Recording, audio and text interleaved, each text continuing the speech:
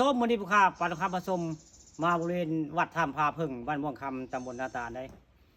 มื้อนี้มาพ่ออันห้างพึ่งห้างเพิ่นหล่นลงมาจากหน้าผานี่เพิ่นหล่นมาจากหน้าผาได้นี่ห้างพึ่งห้างพี่น้องนี่ไผบ่จักผู้ค้าปานคำผสม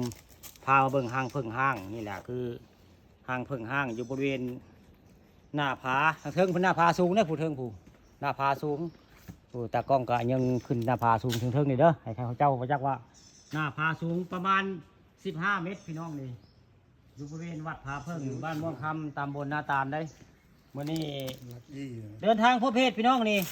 เดินทางพบเพศแล้วมาพ่อกันห้างเพิ่งมันหล่นลงมาได้ผู้ข้าเป็นเห็นเป็นคนแรกได้มาเห็นห้างเพิ่งเพิ่นหล่นลงมาได้นี่บริเวณวัดถ้ำผาเพิ่งบ้านม่วงคำตำบลนาตาลได้ผู้ข้าปานคำผสมออกคลิปไปลาเทื่อได้ว่า ถ้าเป็นไปได้ป้านฝายน้ำล้นดินท่าเพเนาะทางใต้แล้วก็ขึ้นมานี่ก็จะมีทางใต้นี่จะมีสะพานสลิง2 ม่องได้แล้วก็เหตุสถานที่ท่องเที่ยวของอำเภอเตางอย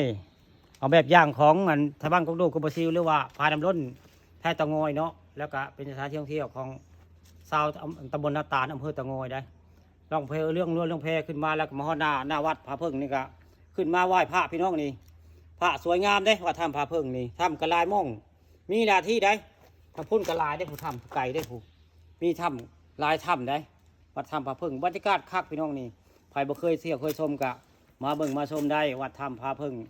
บ้านม่วงคำตำบลนาตาลนี่คักพี่น้องนี่ใครได้มาเที่ยวมาชมนี่ถ้ำใหญ่ถ้ำกว้างแล้วก็สวยงามได้คักที่สุดในตำบลนาตาลนาใดกับผู้ข้าปานคำผสมก็คืออยู่ที่การพ่อกันจาไหวพ่อซ้ำนี่